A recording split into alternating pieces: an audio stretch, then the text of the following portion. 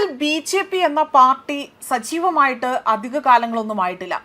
ഏറിപ്പോയാൽ ഒരു 2 വർഷം അല്ലെങ്കിൽ ഒരു 5 വർഷത്തിന് ഇപ്പുറമാകാം. തിരഞ്ഞെടുപ്പ് വാർത്തകൾ സ്പോൺസർഡ് ബൈ BLM. പാർട്ടി ഏതുമാകട്ടെ എല്ലാവരും വോട്ട് ചെയ്യുക. ഈ മത്സരോത്സവം ഏറ്റവും നല്ല സർക്കാരിനെ ലഭിക്കാൻ. BLM ജനപക്ഷത്തിൽ തകർക്കാനാകാത്ത വിശ്വാസം.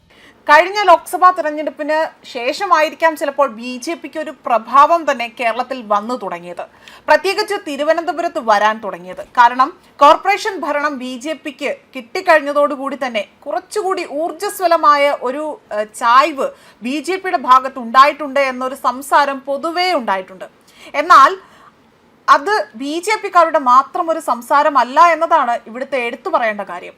മറ്റു പാർട്ടികൾക്കിടയിൽ പോലും കോർപ്പറേഷൻ ഭരണം അങ്ങോട്ടേക്ക് പോയത് തങ്ങൾക്ക് ഒരു പാരയാകുമോ ആശാനെ എന്ന മട്ടിലുള്ള ഒരു ചർച്ചകളാണ് മറ്റ് ഇടത് വലത് പാളയങ്ങളിൽ നടക്കുന്നത് എന്നതാണ് പൊതുവെയുള്ള ഒരു സംസാരം പുറത്തു വരുന്നത്.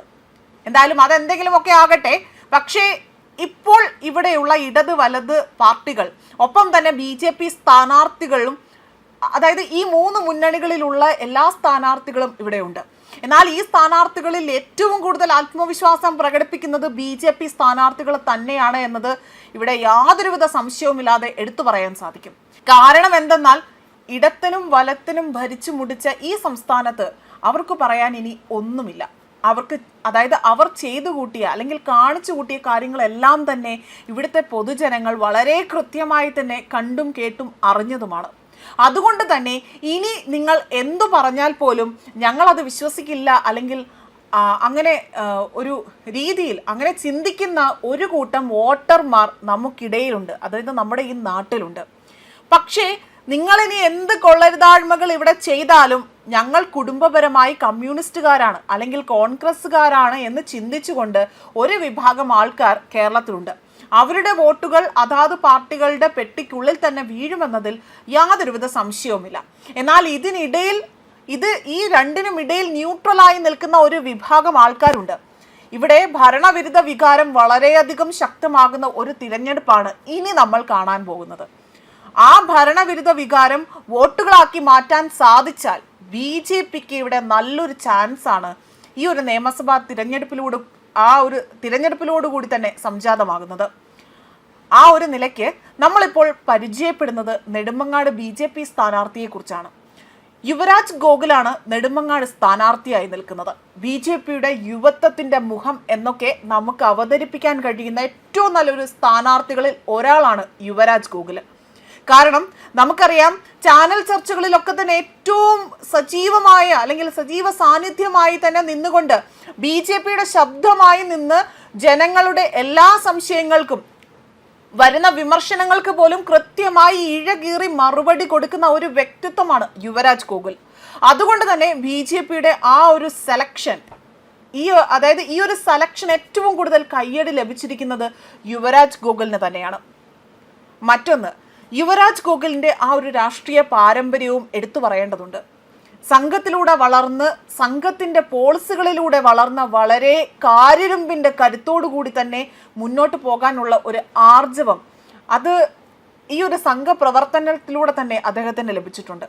അതുകൊണ്ട് തന്നെ BJPയുടെ ഏറ്റവും നല്ല കാൻഡിഡേറ്റുകളിൽ ഒരാൾ തന്നെയാണ് യുവരാജ് ഗോകുൽ. നെടുമങ്ങാട് അദ്ദേഹത്തിന് എതിരെ നിൽക്കുന്നതാകട്ടെ അതിശക്തനായ ഇടത്തനായ അല്ലെങ്കിൽ ഇടത് സ്ഥാനാർത്ഥിയായ മന്ത്രി GR അനിലാണ്. അതുകൊണ്ട് തന്നെ ഇവിടെ വലിയൊരു രീതിയിലുള്ള മത്സരം ഇവിടെ നടക്കുമെന്നതിലും സംശയമില്ല. കോർപ്പറേഷന്റെ ഒരുപാട് കൊള്ളരുതാഴ്മകൾ പുറത്തു കൊണ്ടുവരാൻ പോലും ഒരുപാട് പരിശ്രമിച്ച ഒരു വ്യക്തി കൂടിയാണ് യുവരാജ് ഗോകുൽ. അതുകൊണ്ട് അഴിമതിക്കപ്പുറം താൻ നിൽക്കില്ല എന്ന സന്ദേശമാണ് ഒരു സ്ഥാനാർത്ഥിയെ പ്രഖ്യാപിക്കുന്നതിന് മുൻപേ തന്നെ യുവരാജ് ഗോകുൽ ആകട്ടെ തിരുവനന്തപുരത്തെ ജനങ്ങൾക്ക് സമ്മാനിച്ചു കഴിഞ്ഞിരിക്കുന്നത്. നെടുമങ്ങാട്ടുള്ള ജനങ്ങൾ ശക്തമായി തന്നെ, അതായത് കൃത്യമായി ഭരണവിരുദ്ധ വികാരം ഉള്ളവരാണെങ്കിൽ, ഈ ഭരണവിരുദ്ധ വികാരത്തെക്കുറിച്ച് മനസ്സിലാക്കുന്നവരാണെങ്കിൽ അവരുടെ ഇത്തവണത്തെ ചോയ്സ് തെറ്റാൻ പാടില്ല. നെടുമങ്ങാട് അവിടെ വലിയ രീതിയിൽ സുസ്ഥിരമായ ഒരു വികസനം കൊണ്ടുവരണമെങ്കിൽ BJP കാൻഡിഡേറ്റായ യുവരാജ് ഗോകുലിന് അവിടെ ഏറ്റവും കൂടുതൽ വോട്ടുകൾ കിട്ടിയേ തീരൂ എന്നതാണ്.